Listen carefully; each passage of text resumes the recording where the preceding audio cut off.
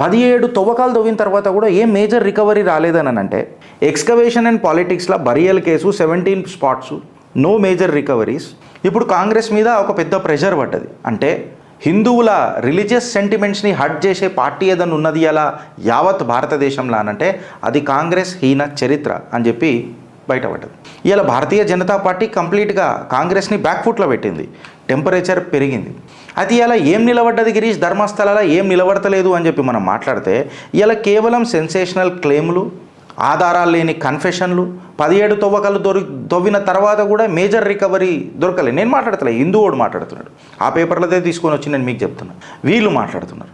ఏది మిస్ అవుతున్నది గిరీష్ అని అంటే మళ్ళీ ఆధారాలే కదా ఏదైనా కేసుకి ఆదర్శం. ఫోరెన్సిక్ రిపోర్ట్లు బంద్ అయిపోయినాయి.